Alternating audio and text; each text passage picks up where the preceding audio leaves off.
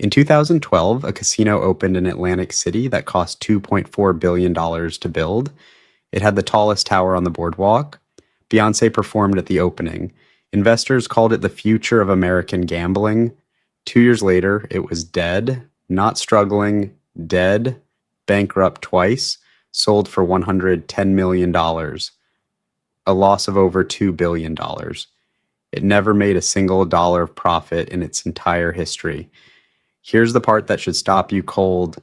This was a casino, the one business on earth that's mathematically designed to always win. So if the house always wins, how did the house lose $2 billion? That's what this video is actually about. Let's start with the myth because you've heard it 1,000 times. The house always wins. People say it like it's a law of physics. And in one very narrow sense, it's true. Every casino game has something called a house edge. It's a small mathematical advantage baked into the rules. Blackjack, maybe 1%. Slots, up to 5% or more. It means that over millions of bets, the casino keeps a small slice of everything wagered. Here's the number that actually matters, though. For every $100 bet at a table game, the casino keeps somewhere between $2 and $10. That's it. The other $90 to $98 goes right back to players as winnings, 2 to 10%. That's the entire secret of the unbeatable casino.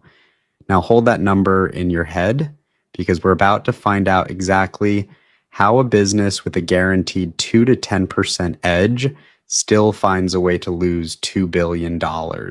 Here's fact number one. Nobody tells you getting permission to build a casino is harder than almost any other business on this planet. You don't just apply. You get investigated, background checks, financial audits, years of regulatory review. Some states haven't issued a new casino license in over a decade. In places like Nevada, the process alone can take months of hearings before you're even allowed to break ground. And once you're allowed to build, that's when the real number hits you. A major Las Vegas resort casino now costs over $1 billion to construct. Some recent builds have gone north of $4 billion. That's before a single slot machine is plugged in. Compare that to almost anything else on this channel.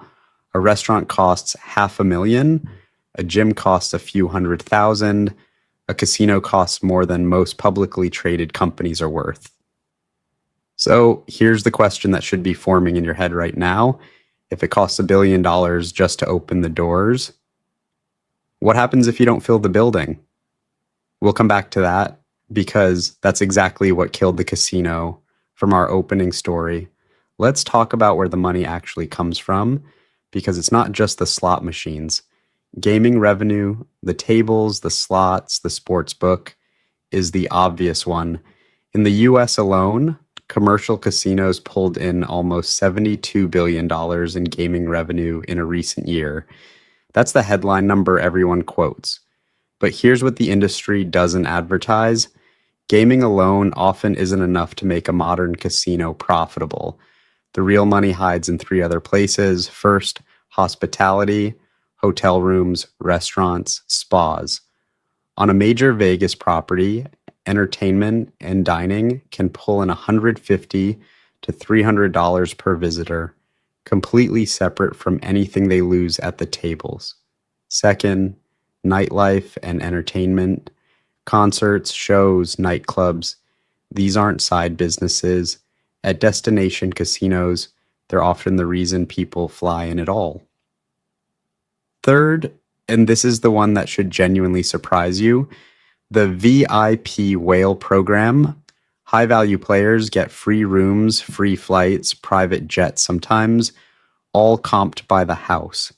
Why would a casino give away that much for free?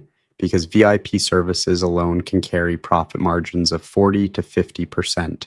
A tiny number of high rollers can generate a disproportionate slice of an entire casino's annual profit. One bad night for a whale barely matters. One good year of whale showing up, though, that can make or break the entire property. And that right there is the hidden fragility of this business. You're not just running on math anymore. You're running on a handful of very wealthy people choosing to walk through your specific door. Now let's talk about where all that money goes, because $1 billion building doesn't run itself for free. Labor eats 30 to 35% of revenue. Dealers, security, housekeeping, entertainment staff. A major resort casino can employ thousands of people. Facility costs eat another 15 to 20%. Keeping a building with thousands of rooms, dozens of restaurants, and a casino floor running 24 hours a day is not cheap. Marketing eats 8 to 12%, because in a market with competitors on every corner, you have to constantly remind people you exist. And then there's the one cost that varies more wildly than in almost any other industry in America: gaming tax. In Nevada, the state takes 6.75% of gaming revenue.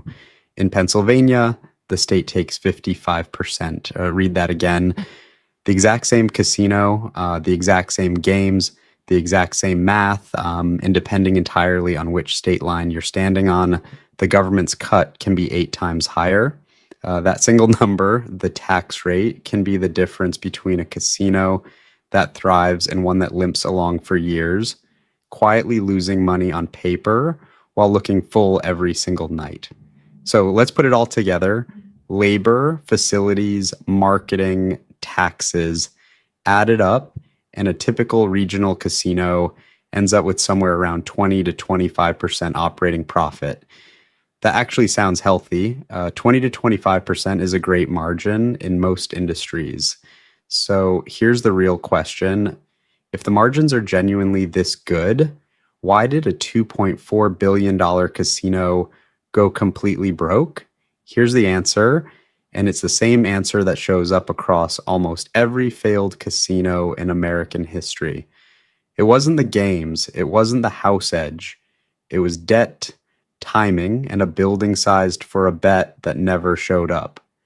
That casino from our opening story opened with a smoking ban nobody in that market wanted. It skipped the daily bus tours that bring in regular gamblers. It had no players club at launch. Small decisions, but every single one of them meant fewer people walking through a building that cost $2.4 billion to build and needed enormous immediate revenue just to cover its own debt payments. The math of the casino floor was never the problem. The math of the mortgage was. This is the pattern that separates the casino still standing from the ones that became cautionary tales. The big winners in this industry, the MGMs, the Caesars, the Wynn's, don't bet everything on one building in one city. They spread risk across a dozen properties in a dozen markets. If Atlantic City has a bad year, Las Vegas covers it. If Las Vegas softens, a regional property somewhere else picks up the slack. A single standalone casino built with massive debt, betting everything on one location, one market, one moment in time. That's not a business, that's a coin flip wearing a business suit. And here's the uncomfortable truth this entire video has been building toward. The house edge is real.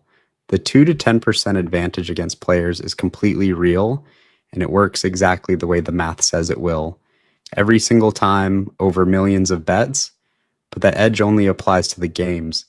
It says absolutely nothing about the billion-dollar bet the owner made just to build the building in the first place. Players lose to the house because of mathematics. Owners lose to the house because of debt, timing, and betting everything on a single roll of the dice called will people show up.